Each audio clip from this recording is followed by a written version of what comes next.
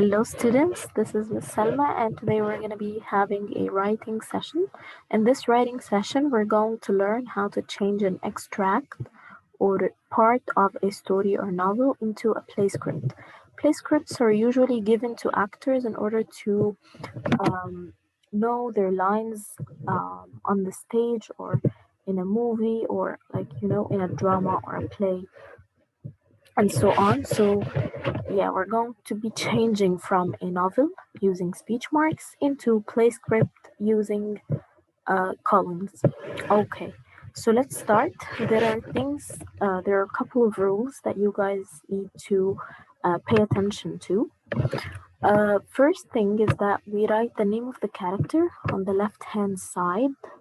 What's the left hand side? This one. This is your left, right? So here we have the character Jack, we have Jack's mom, we have Jack again, Jack's mom, and so on. So again, first rule is character's name on the left hand side, on the left, right there.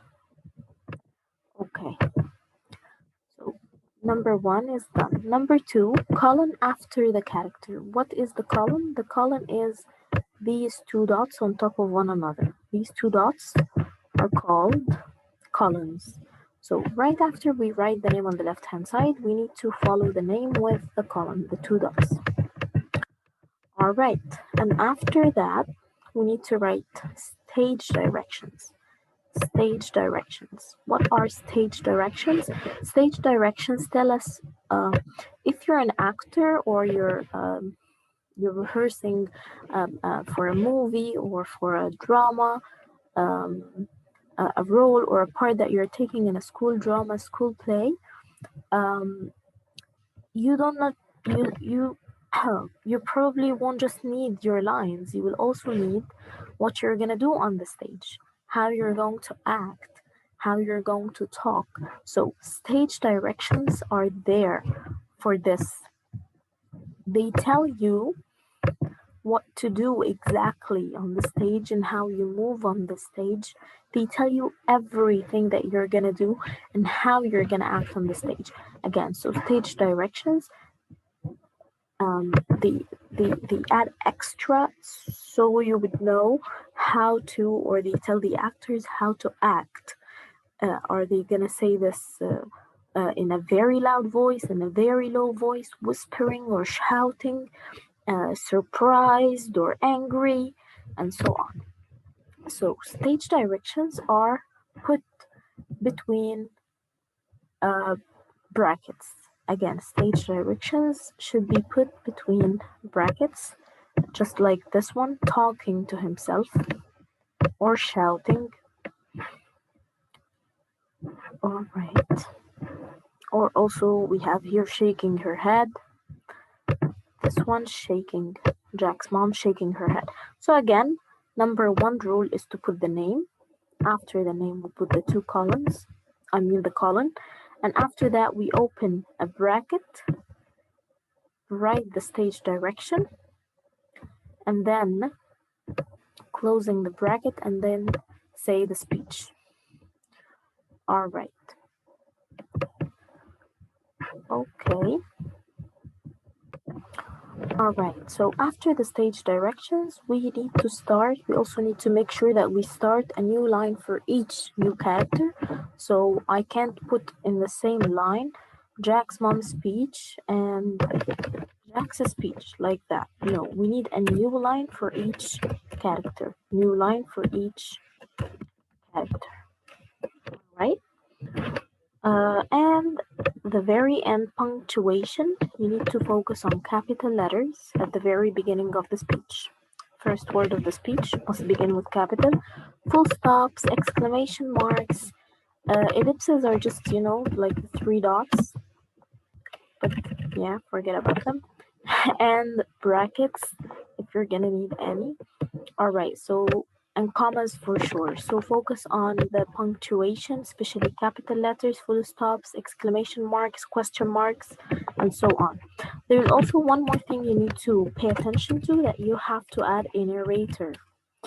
All right, so your characters one of your characters must include or must be the narrator. You have to include a narrator in your story. All right, what's the narrator job? Okay, whenever um, the characters are not talking, you don't have speech marks, but there is speech going on. I'm gonna show you an example now of this. This is an already changed extract from a story. It has been already changed from story to playscript, but I'm gonna show you the original form right now. All right, here is it. Here you're supposed to read the extract and then answer the questions that follow it. And after, actually, the main purpose of this is just to change the story into a play script. So here we have the very beginning of the story. Meet Jack Rico, age 10, ace reporter. He looks in the mirror, hair too flat, shirt too neat. He spikes his hair and untucks his shirt. He grabs his notebook, and so on. Here is Jack talking. We're using the pronoun he, his, and he, and so on. What is Jack talking about himself here? Is the character Jack talking about himself? No, he's not. There is somebody else from outside of the story talking. So who's this person from outside of the story? This is called the narrator. And what is the narrator doing here? He's setting the scene. So the narrator's job here, setting the scene, starting the scene. So in this one, in order to change this speech into playscript, you need to put it under or beside the narrator's name. Starting the speech marks, this is where you should pay attention because this is a character. Today is the day I get to break a big story, he tells himself. He here refers to Jack. So it will be changed into Jack. Then stage directions telling himself. Close stage direction. Today is the day I get to break a big story. Full stop. Do not add speech marks in a play script. Do not add speech marks. All right. So what I did again was I took he. Who is he I'm talking about? It's Jack in this story. Tells himself. I changed it into stage directions and I did not forget the columns. And then after the stage directions between two brackets, I added the speech that was between two speech marks, but I haven't really added the two speech marks and I ended my speech with a full stop, not a comma. All right. So another part here, Jack's dream is to get a report he has written in the Norton Gazette. He needs to find the right person and ask the right questions. Who's saying these lines? Again, it's someone from outside of the story talking about the main character. It is the narrator again. All right, it's the narrator again.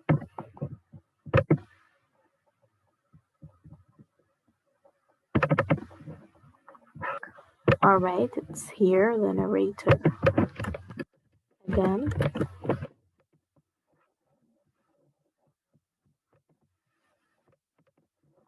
I hope you can see the screen of the big story.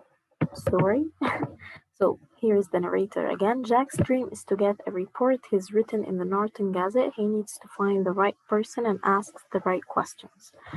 Again, here starting the speech marks, we know that one of the characters is talking, so we're gonna check the reporting verb after it shouts his mom. Now we know Jack's mom is talking, so we're going to start with the character, Jack's mom, and then colon, and then stage directions, shouting. I'm copying the same lines to be late or school, full stop. And I do not add the speech marks. Again, in the playscript, I don't add any speech marks. Okay, and then let's go back to the next line. Let's move forward. He wouldn't be late for school if he had a new bike, but his mom won't let him have one. So again, he and his and him. So we know that who is talking. We know that the narrator is talking. So we're going also to put these under the narrator's name, narrator colon, and then say what the narrator said. And then we again come back to speech marks. We check who's talking. It's Jack. Jack, can I have a new bike? And then put a question mark, of course. Simply, there is no stage directions really here. His mom shakes her head. So, how can you write this? You can either write narrator and put it as the narrator's speech, or you can put it as a stage direction, like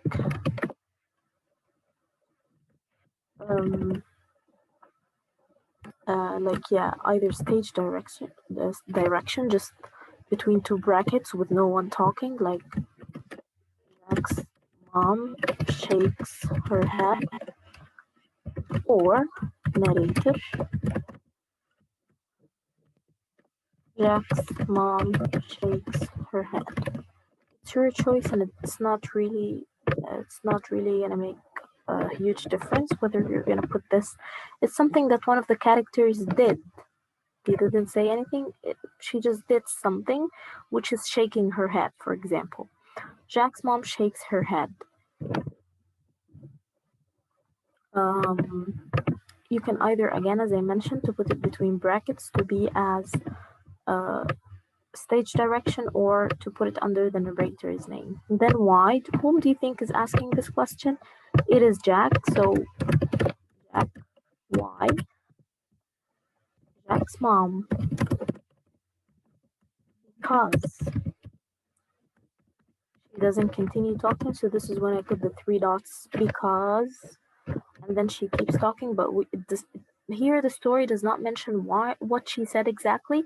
So because, and then as if they're talking, but the narrator is not really telling us what they said. And then here the narrator, and here Jack is saying to himself, boy not giving good enough answers by mother, says Jack, who sometimes talks in headlines. So again, here Jack is talking as if he's talking to himself. He's talking in headlines to himself, right? And then later at school is just written as it is, setting the scene, telling us the place. And here Jack is sitting next to Molly. This is also narrator, and so on and so forth. I hope, guys, this was easy. Again, each and every time you find speech marks, make sure to know who's saying these words.